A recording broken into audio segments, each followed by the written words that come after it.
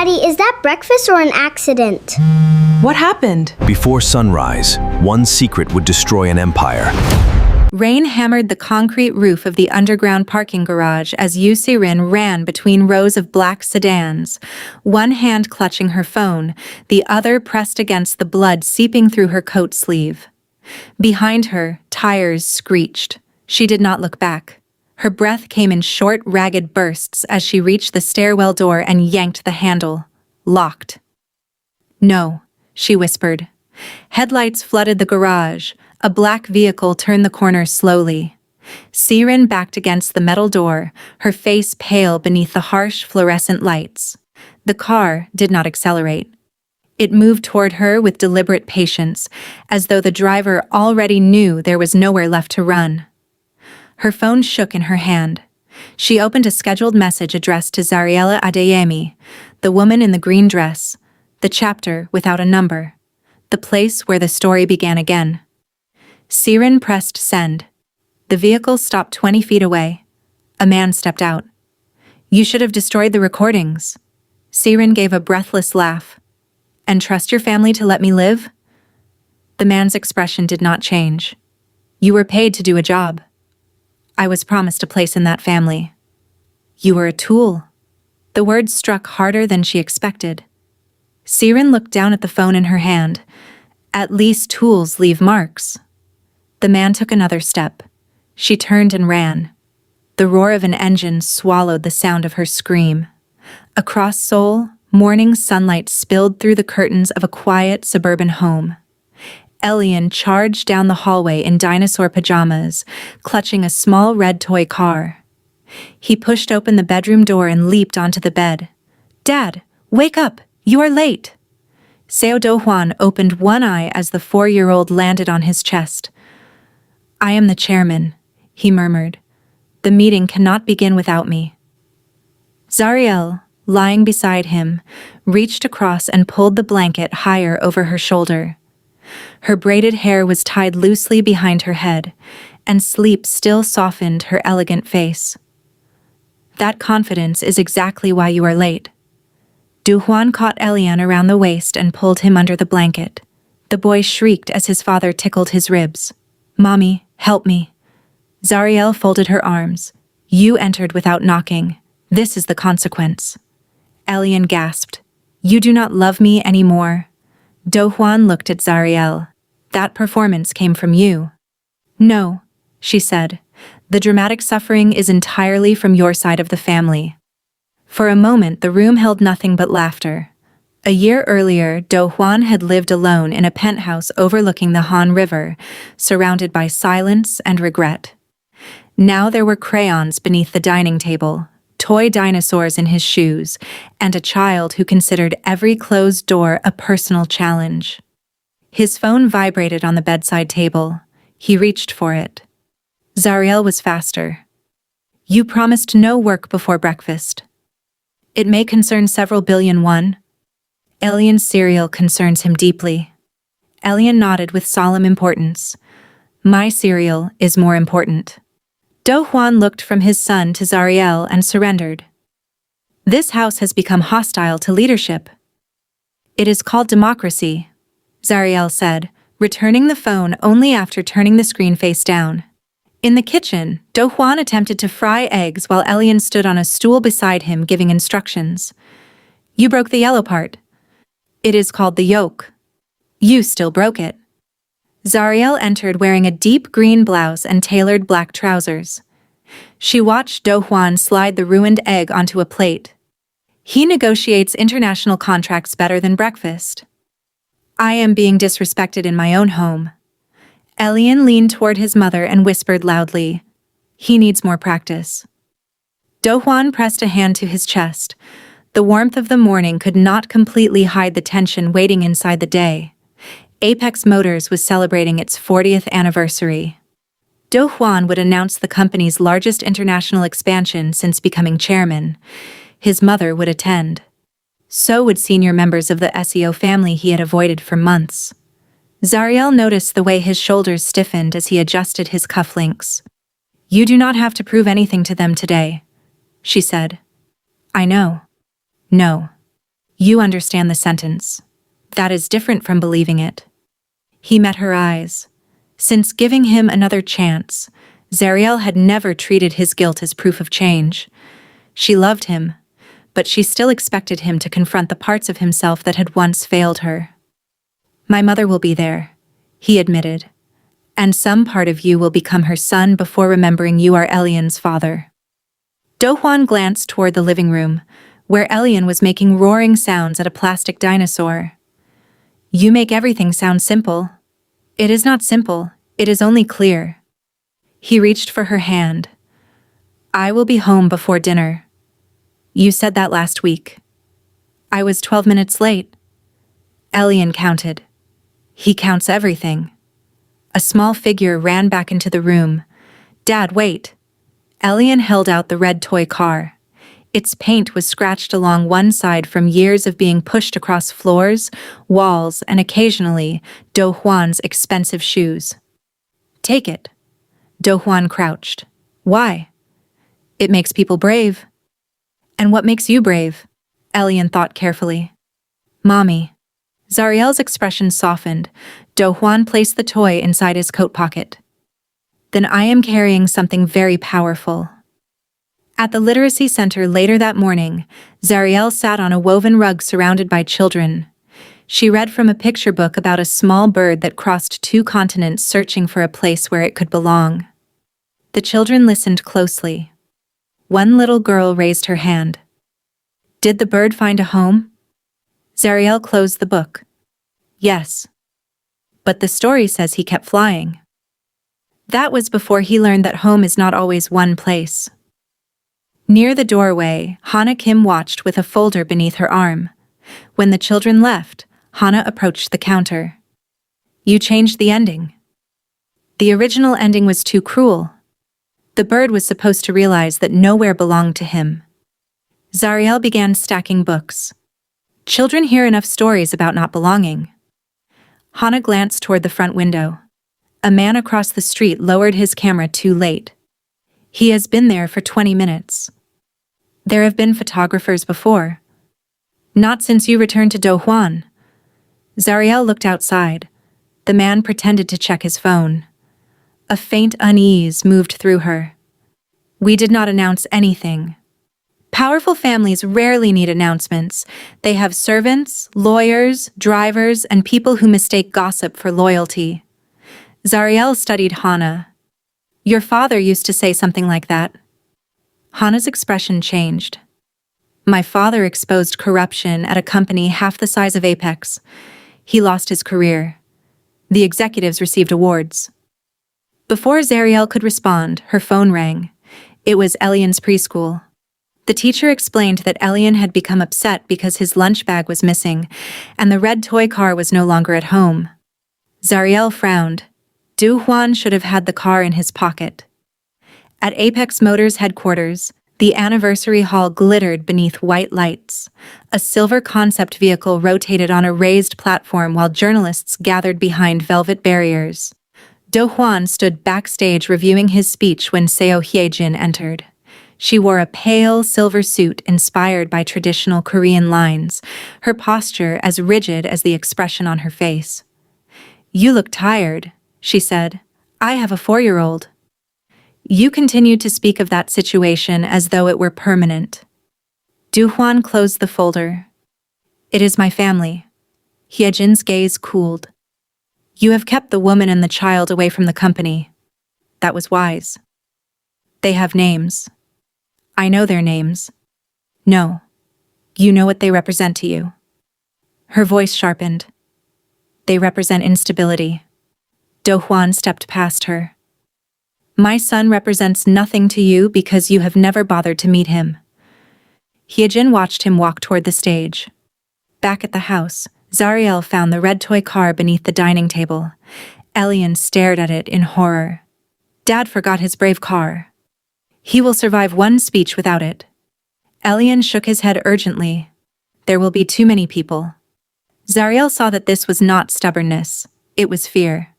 Do-Hwan had once told Elian he carried the car during difficult meetings. To a child, promises were not metaphors. We will give it to his assistant.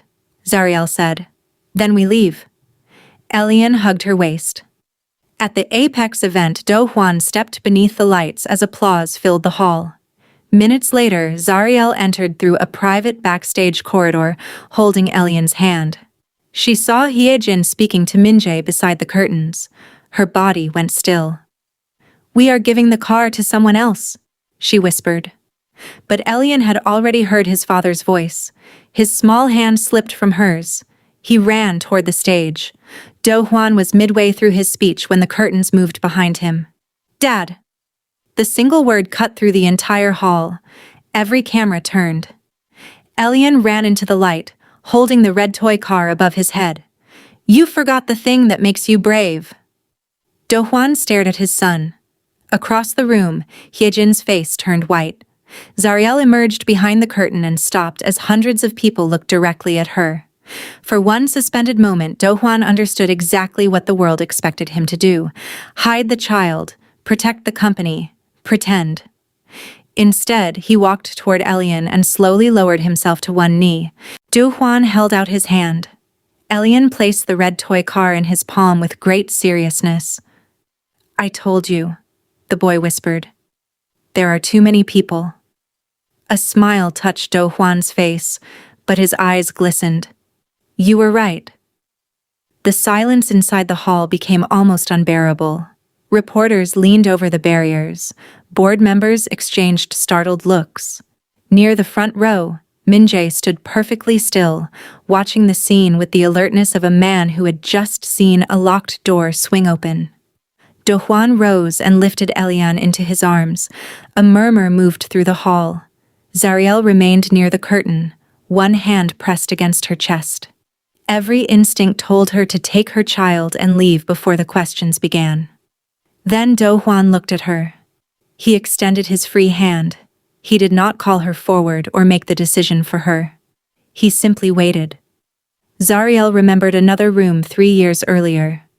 Forged documents had been scattered at her feet while the man she loved looked at her as though she were a stranger. Now hundreds of eyes were waiting to see whether he would treat her like one again. She walked toward him. The moment their fingers met, cameras erupted. Do-Hwan faced the audience. "This is Elian," he said, his voice carrying clearly through the hall. "He is my son." The murmuring became an uproar. Elian flinched and buried his face against his father's shoulder. Do-Hwan held him closer. "And this is Zarielle Adeyemi. She is the woman I love and the mother of my child." A reporter shouted above the noise. "Chairman Seo, is the boy your legal heir?" Why was his existence concealed? Did Ms. Adeyemi return because of the company? Do-Hwan's expression hardened. "They are not secrets," he said. "And they are not a scandal. They are my family." He turned away from the microphones. Security moved immediately, forming a path toward the private exit. Zarielle kept one hand against Elian's back, while Do-Hwan carried him through the shouting crowd. Behind them, Hye-jin stood motionless. Min-jae leaned toward her. If Do-Hwan registers the child, the trust clause becomes active. Hye-jin watched Zarielle disappear through the doors. Then the public must reject them before he does.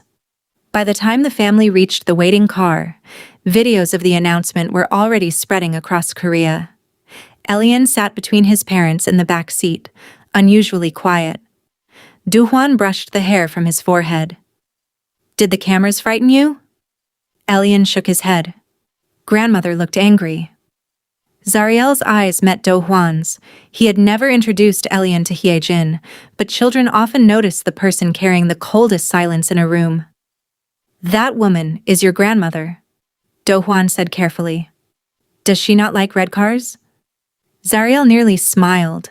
Do-Hwan looked out the window before answering. "She does not know you yet." Elian thought about that. "Then she can know me later." Something shifted in Do-Hwan's face.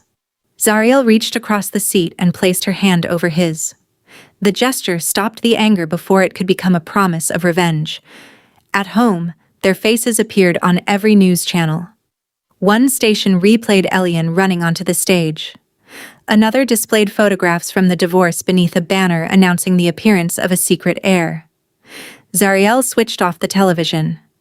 Do-Hwan was already on the phone. "Send legal notices to every outlet identifying Elian without permission," he said. "Place security at the house, the literacy center, and his preschool. No one approaches them." Zarielle waited until he ended the call. "You did not ask me." "They already know where Elian goes to school. So we discuss what happens next. There is no time. There is always time to speak to your wife before turning her life into a guarded compound." Do-Hwan lowered his voice. "I will not leave you exposed. And I will not live like a prisoner because your family has decided my son is a threat. Our son." The correction came too quickly and too sharply.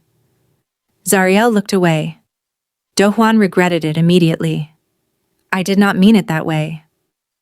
You meant that you are afraid I will take him and disappear again." His silence confirmed it. She turned back to him. "You made the right choice today.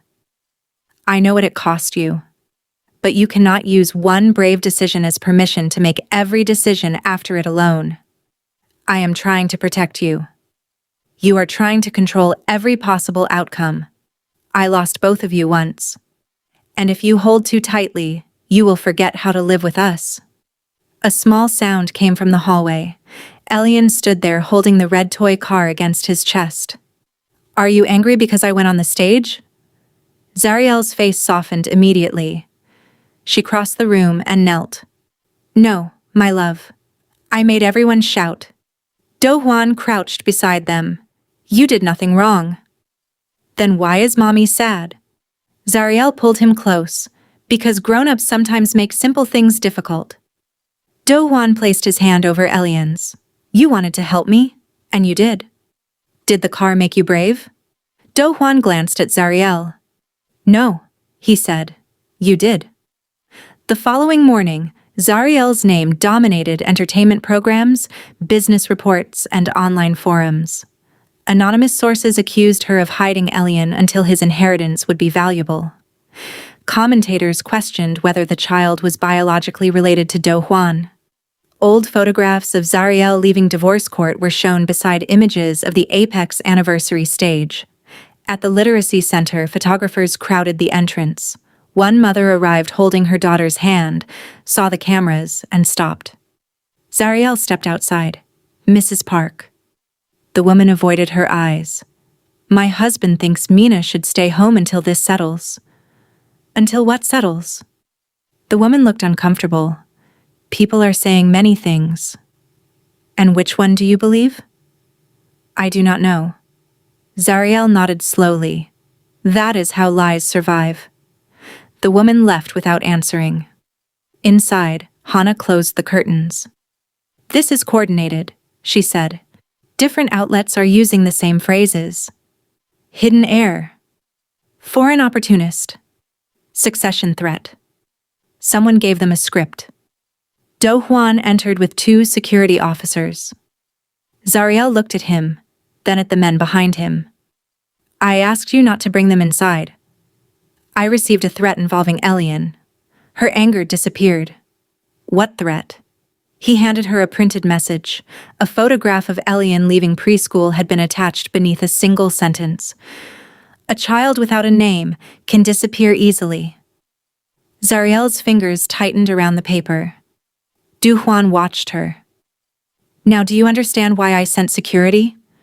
She looked toward the empty reading room. "I understand that someone wants us frightened enough to stop thinking." One of the security officers approached Do-Hwan quietly. "We traced the photographer outside yesterday. He left before we could question him, but the vehicle is registered to a media subcontractor connected to Apex." Do-Hwan's gaze sharpened. "Which department?" "We are still checking." Zarielle looked at him. "Someone inside your company is feeding them information." Do-Hwan folded the thread in half. "And now they know exactly how to reach us." That evening, Hyejin summoned him to the Seo family residence. Min-jae was waiting in the formal sitting room. Hyejin did not offer Do-Hwan tea. "You will issue a statement tomorrow," she said. You will acknowledge the child privately but deny any decision concerning succession. Elian is not a press problem. He became one when you placed him before cameras. He walked onto the stage. And you could have removed him. Do-Hwan stared at her.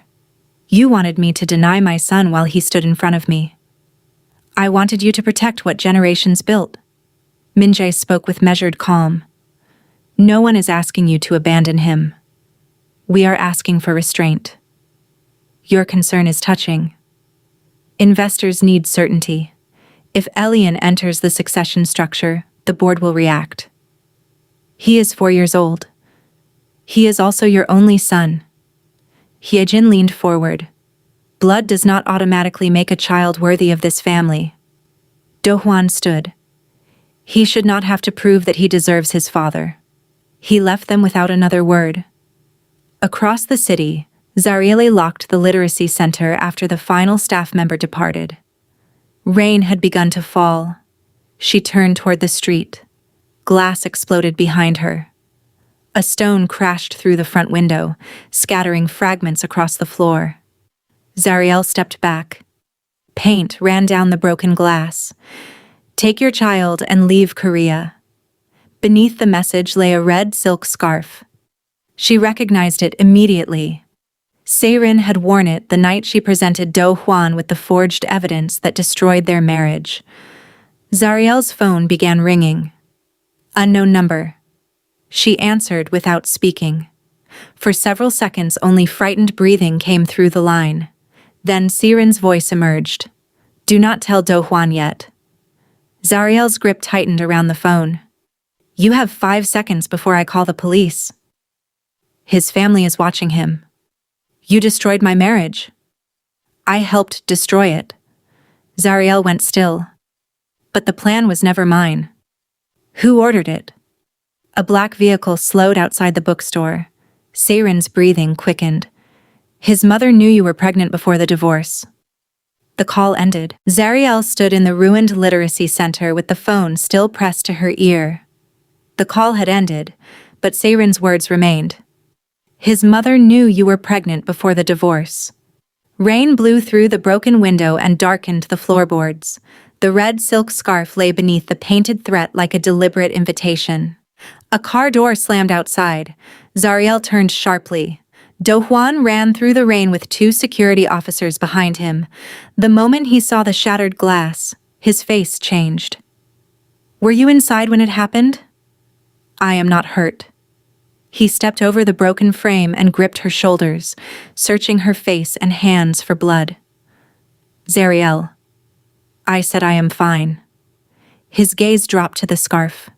Recognition hardened his expression. Se-Rin. Zarielle picked it up before he could touch it. Someone wants us to believe that. Do-Hwan looked at the phone in her hand. Who called you? The hesitation lasted only a moment. He saw it. Was it her? I need time to understand what I heard. What did she say? If I tell you now, you will flood the city with investigators and scare her into hiding. She helped destroy our marriage. I know exactly what she did. Then why are you protecting her? I am protecting the truth until I know who is trying to bury it. Do-Hwan lowered his voice. Do not meet her alone. Zarielle looked at him steadily. I am not asking for permission, and I am not trying to give it. It sounded like an order. His hands dropped from her shoulders. For a moment, fear was visible beneath his anger. Promise me you will not disappear into this by yourself? Zarielle's expression softened, but she did not give him the promise he wanted. I will tell you when I have something real. The following afternoon, a message appeared on Zarielle's phone and vanished seconds after she opened it. An address. No name. No explanation. She told Hana she had an appointment and left the literacy center through the rear entrance. What she did not know was that one of Do-Hwan's security officers followed her from a distance. Do-Hwan had ordered protection without telling her. The abandoned railway cafe stood beyond the edge of Seoul, its windows clouded with dust. A station clock above the entrance had stopped at 4:17. Se-Rin waited in the farthest corner. She looked stripped of everything that once made her formidable. Her coat was too large, her hair uncombed, and a fading bruise yellowed beneath one eye. "You came alone?" she said. Zarielle glanced toward the windows. "I was told to." "You always did have more courage than sense. You have 10 minutes. Se-Rin gave a bitter laugh. "Still proud?" "No. Just unwilling to give you more of my life than necessary." The old arrogance flashed briefly across Se-Rin's face, then vanished beneath exhaustion. "They are going to kill me." "Who?" "The people who paid me to destroy you." Zarielle sat opposite her. "Start talking." Se-Rin wrapped both hands around a paper cup. Hee-jin funded the offshore accounts. Min-jae arranged the transfers. The photographs were staged in a hotel owned by one of their business partners. Even the housekeeper who claimed she overheard you discussing company secrets was paid. Zarielle's face remained composed, but her fingers pressed into her palm. And Do-Hwan? He knew nothing. That does not excuse him. I did not say it did. Se-Rin leaned closer.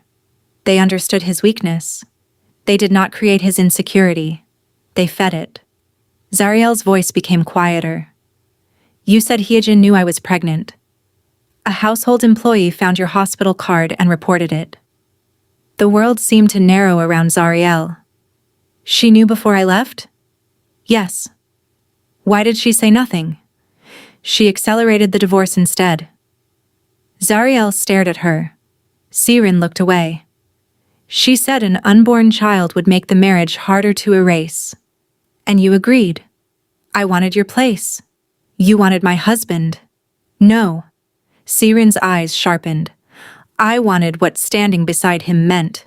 Security, respect, a name no one could ignore." "And what did they give you?" "A lesson." Her mouth twisted. "The Seo family destroyed my father's business, froze me out of every circle they once welcomed me into, and blamed me for everything. I was never going to become one of them. You helped them erase me because you wanted to belong." "I know." The admission sounded like it hurt.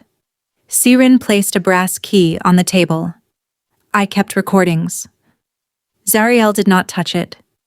"Because you regretted what you did?" "No." The answer came quickly.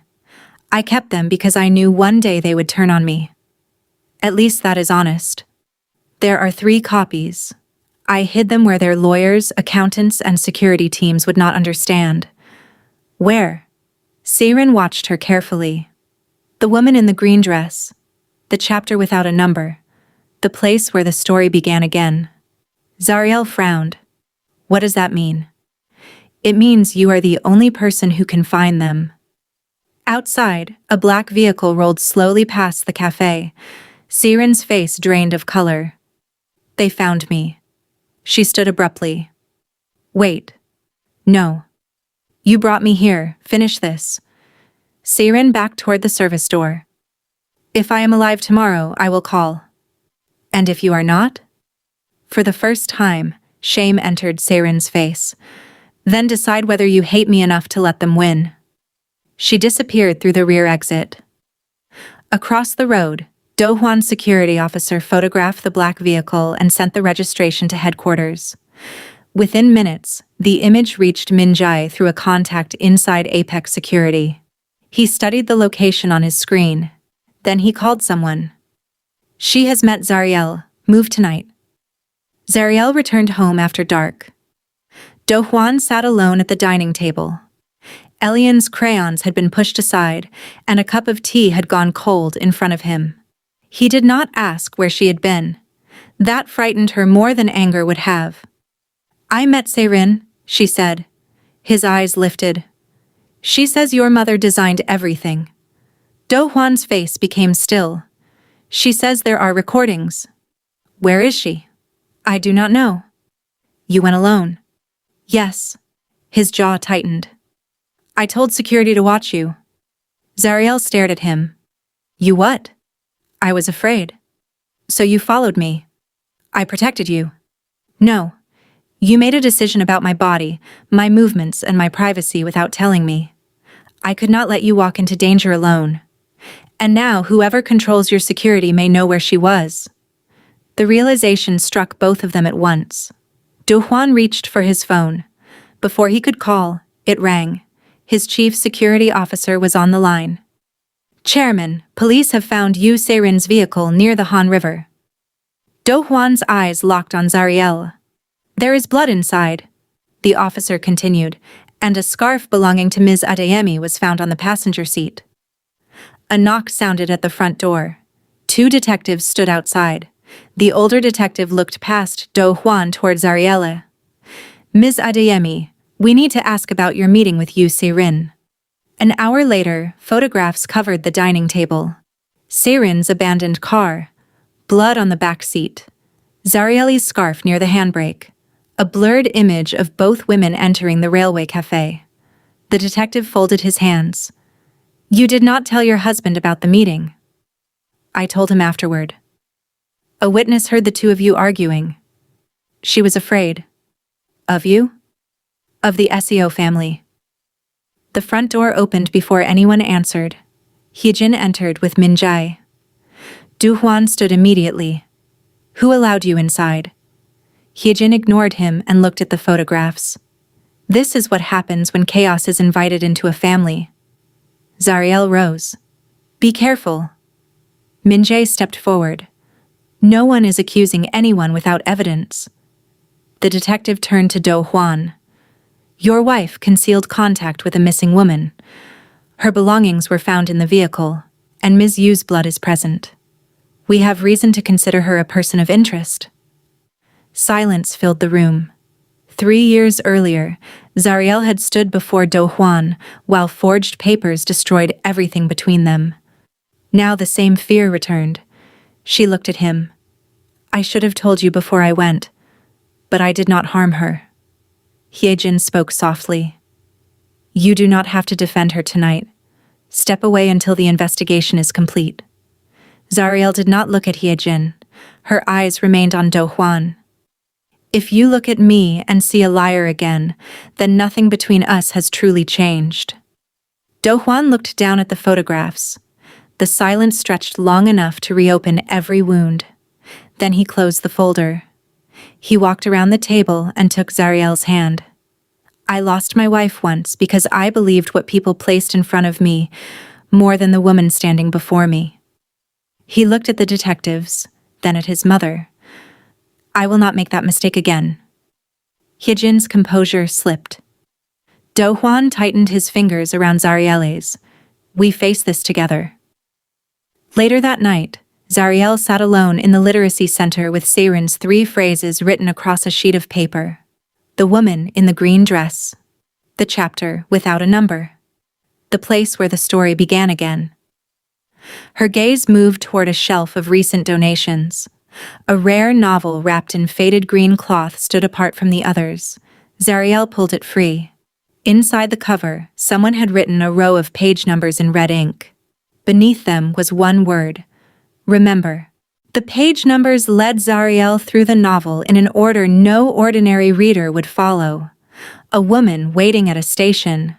A locked room beneath a library. A child carrying a name powerful people wanted forgotten. At first, the passages appeared unrelated. Then Zarielle read the first word of each marked paragraph aloud. Library, West, Basement, 17. Do-Hwan stood across the table watching her. "You understand how she thinks?" "No," Zarielle said, closing the book. "I understand why she chose books.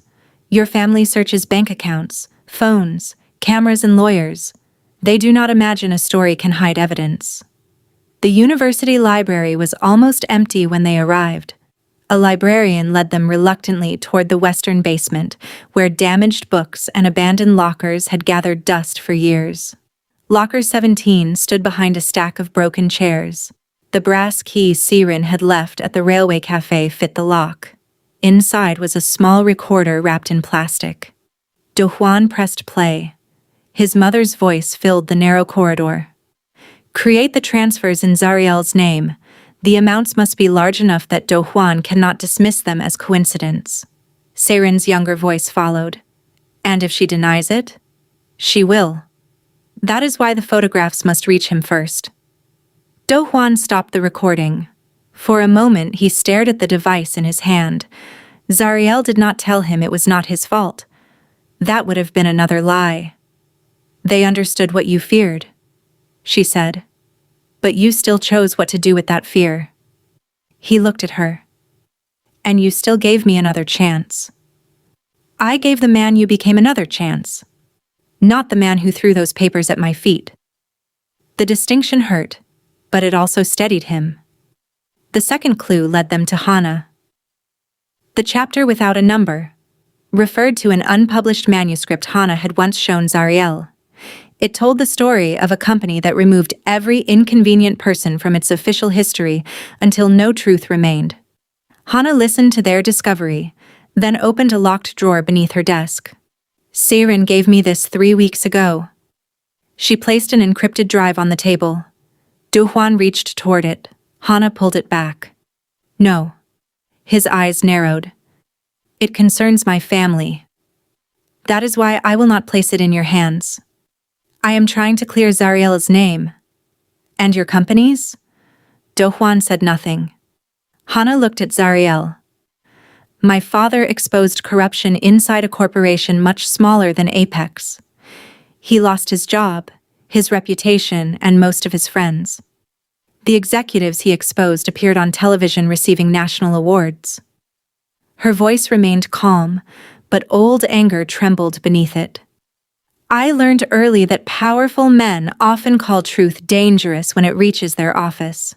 Zarielle stepped closer. I am not asking you to trust his title.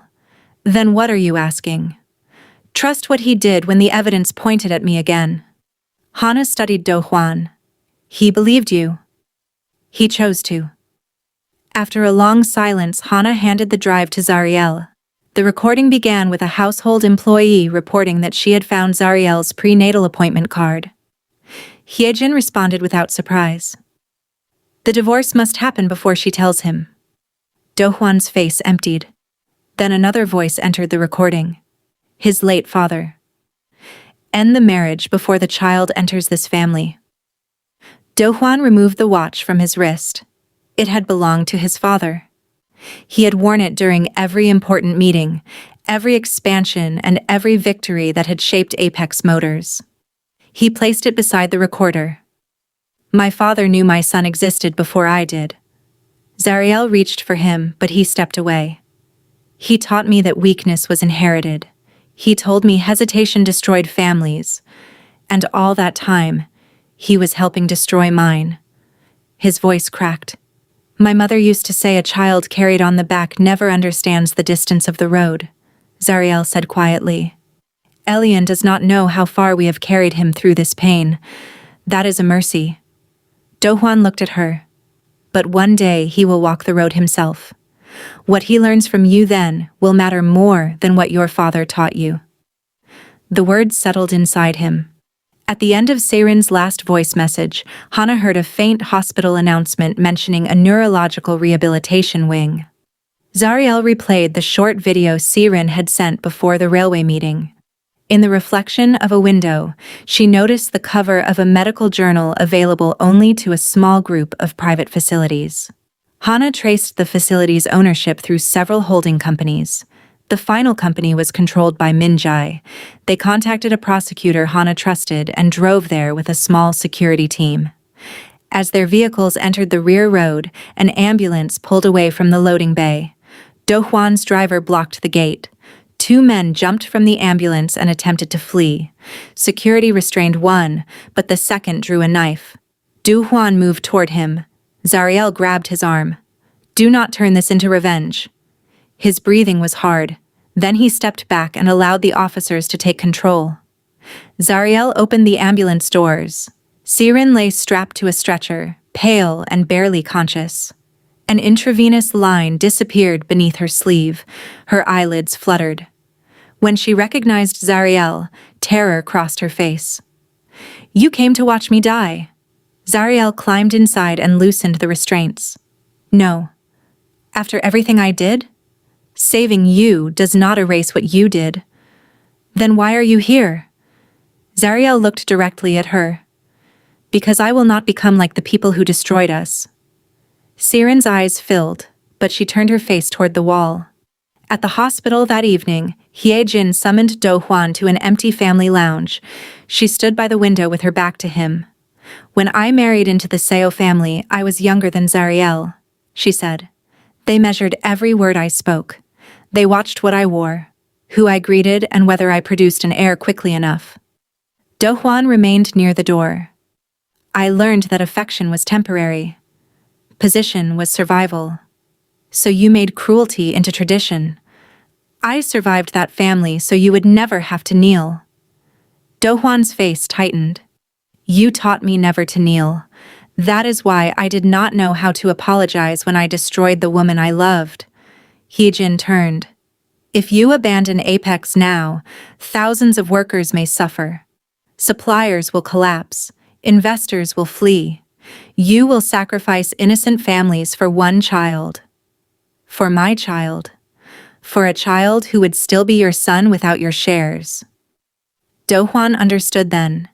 Even now, she believed love could remain private while power remained untouched. You knew Zarielle was pregnant. Hye-jin's silence answered him. You stole his birth from me, his first word, his first step, 3 years of his life. I protected your future. No, you protected your control over it. She gave him one final choice. Separate publicly from Zarielle, delay Elian's legal recognition, remain chairman. Do-Hwan left without answering. Se-Rin regained full consciousness after midnight. Zarielle sat beside her while rain traced the hospital window. For several minutes, neither woman spoke. Then Se-Rin said, I thought you looked down on me. Zarielle glanced at her.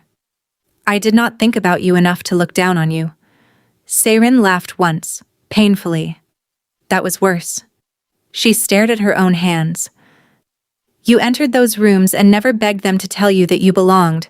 I thought it was arrogance. It was survival. I wanted their approval so badly that I helped them break you. Zarielle did not comfort her. Se-Rin continued. When they discarded me, I finally understood. They never intended to let either of us belong. You knew that before I did. A news report showed reporters outside Elian's preschool. Se-Rin watched the boy hide his face against Zarielle's coat. The last recording will expose me too. Yes. I could go to prison. Yes. Se-Rin looked at her. You are not going to ask me to be brave? No. Bravery means very little when someone else pays the price. Se-Rin lowered her eyes. Then she gave Zarielle the password. I am not asking you to forgive me. You should not. The following morning, the Apex Motors boardroom was filled before sunrise. Min-jae stood at the head of the table, composed and immaculate. Chairman Seo has allowed personal guilt to endanger this company, he said. Apex requires leadership untouched by scandal. The doors opened. Do-Hwan entered with Zarielle beside him. Hana followed with the prosecutor. Then, Se-Rin appeared under police protection. For the first time, Min-jae's composure faltered. The recordings played, the fabricated transfers, the staged photographs, Hye-jin's knowledge of the pregnancy, Min-jae's campaign against Elian, the order to hide Se-Rin under a false identity. Police officers approached him. Min-jae lifted one hand. Before everyone rushes to crown Chairman Seo a victim, perhaps they should know how he confirmed the child's paternity. Do-Hwan went still. Min-jae displayed a laboratory report. He stole a sample from a 3-year-old boy without the mother's knowledge. He used his wealth to test the child in secret. The directors erupted. Zarielle turned toward Do-Hwan. He had told her about the test months earlier, but hearing it used publicly reopened the humiliation. Min-jae smiled faintly. He condemns this family's control while behaving exactly like us. Do-Hwan did not defend himself. What I did was wrong, he said. The room quieted. I was afraid, and I used power where I should have asked for trust. Min-jae's smile weakened. Do-Hwan looked at Zarielle. She had every reason never to forgive me. Zarielle stepped forward. What he did was wrong, she said. The difference is that he confessed it, accepted what it cost him, and changed. She faced Min-jae. You are still using your crimes to protect your power. The prosecutor signaled. Min-jae was arrested. Hye-jin rose. I protected this family. Zarielle turned to her. You still believe I wanted your name? Your name gave me humiliation, fear, and 3 years of raising my child alone. That child will destroy what generations built. No, Zarielle said. The truth is destroying it. Elian is only the child you failed to erase. Several directors turned desperately to Do-Hwan. Remain chairman. We can remove your mother from the trust. We will protect the boy privately. One director hesitated, but delay naming him as an heir until the scandal settles. Do-Hwan looked around the boardroom. After every confession, every recording, and every ruined life, they still considered his son negotiable. He placed a signed transfer document on the table. Then he removed the chairman's pin from his jacket. Hye-jin stared at him. What have you done? Chosen what you never could. The room erupted. You cannot leave now. The company needs you. Investors will follow you. Do-Hwan's expression was calm. You believe I am walking away because I lost. He looked at his mother. I am walking away because this company has nothing valuable enough to make me deny my son. He turned toward the doors. One senior executive stood, then another. Several announced they would resign with him. Employees lined the corridor outside. One bowed as Do-Hwan passed, then another. Applause began quietly and grew until it filled the building. In the lobby, Elian waited with Hana's assistant. He ran toward Do-Hwan holding the red toy car. Did you win? Do-Hwan knelt. I chose. Elian frowned. Is that winning? Zarielle stopped beside them and took Do-Hwan's hand. Yes, he said. Sometimes it is. Months later, Do-Hwan opened a smaller automobile company focused on safe and affordable family vehicles. Several of Apex's finest engineers joined him. Zarielle expanded the Literacy Center into a program for immigrant mothers and multicultural children. Hana published the investigation that finally exposed the Seo family's crimes. Yoo Se-Rin testified and accepted prosecution without asking to escape the consequences. Before entering custody, she sent Zarielle a letter containing only one request. Teach Elian that telling the truth late is still better than dying inside a lie. Zarielle kept the letter. She did not answer it. At Elian's preschool family day, each child was asked what made someone a father. Elian stood before the class holding his red toy car. A father is someone who makes a mistake, tells the truth, comes back and stays when things become hard. Do-Hwan lowered his head as tears filled his eyes. Elian ran into his arms. Outside the school, the boy pressed the toy into his father's palm. You were brave, Dad. Do-Hwan looked at Zarielle. She slipped her fingers through his. Then he turned back to Elian. No, you and Mommy made me brave. They walked beneath golden autumn trees, Elian between them, holding one hand from each parent. Seo Do-Hwan had once believed an empire was built from steel, wealth, and a powerful family name. Now he understood that an empire could collapse in a single day. A true legacy was the person a child remembered when the world demanded that his father walk away. And this time, Do-Hwan stayed. Subscribe for more emotional stories about love, sacrifice, and second chances. Like the video, and share in the comments whether Do-Hwan's decision to leave Apex Motors was a loss, or the greatest victory of his life.